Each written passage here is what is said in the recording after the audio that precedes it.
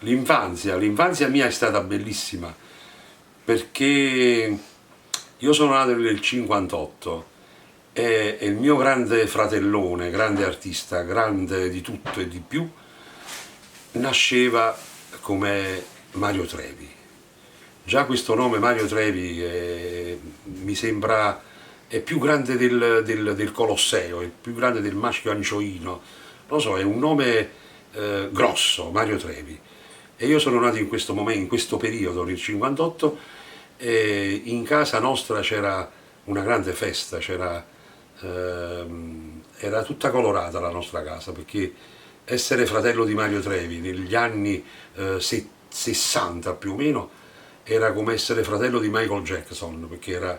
era un grande successo, Festival di Napoli,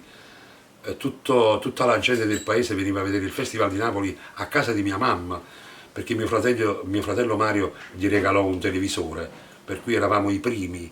E mi ricordo ancora quel televisore con quella Manuel che stava solamente il primo e il secondo canale. Questa è stata la mia infanzia meravigliosa, già tenevo una bicicletta a tre ruote. Diciamo che ho vissuto bene la mia infanzia, grazie a Mario. E proprio riportandomi a quello di prima, è stato un grande fratello, perché poi ci ha dato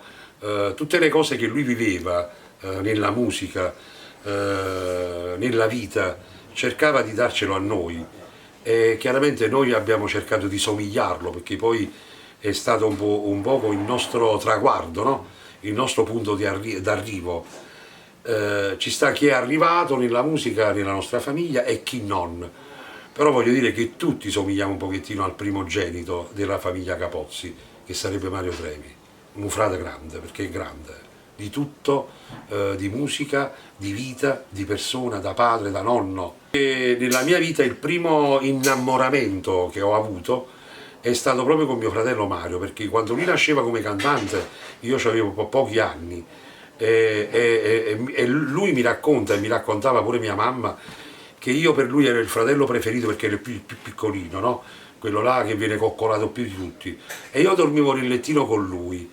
Mi ricordo che lui mi diceva pure che quando veniva qualche artista a casa di mamma mi diceva sempre non dire parolacce perché sta arrivando, mi ricordo Milva, mi ricordo Claudio Villa e altri cantanti, ma non mi ricordo quando sono stato a casa di mamma, però io ero il suo preferito.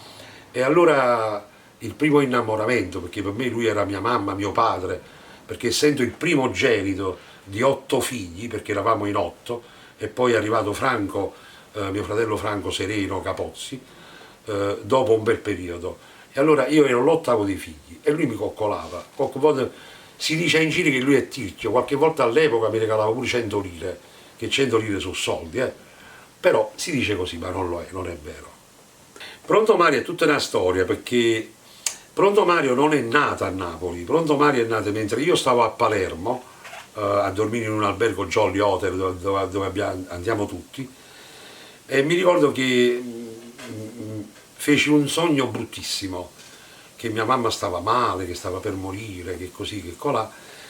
e io quella mattina mi alzai e mi sono messo a scrivere pronto Mario, sono morire, a dove stai? E siccome io stavo a Palermo e lui a Napoli, però siccome che lui a Palermo è una star enorme,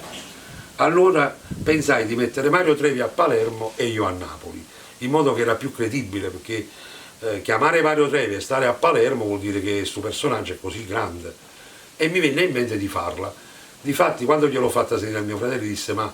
tu che cosa pensi, sta canzone che può fare? Io dissi no, non lo so, però siccome che è una storia che io me la sono sognata, sta storia, facciamola, tanto quando poi non rimettiamo nulla, rimettiamo che abbiamo fatto una canzone e non è successo niente. Invece grazie al popolo napoletano, e voglio dire con tanta umiltà, e anche mondiale, perché noi andiamo in giro in tutto il mondo a cantare, quando cantiamo questa canzone o perché tocca i sentimenti veri dei figli, delle mamme, o perché è bella, o perché le nostre voci, presunzione a parte, sono belle, abbiamo fatto un bel successo, per cui grazie mamma che ci ha aiutato pure in questa canzone. Ricordo vario e un ricordo che non me lo dimentico mai è che ogni volta che faccio o facciamo o facevamo delle serate insieme io e mio fratello Mario, il ricordo più brutto che mi ricordo di Mario e che ogni serata che ci pagano deve contare lui i soldi, non ci capito perché.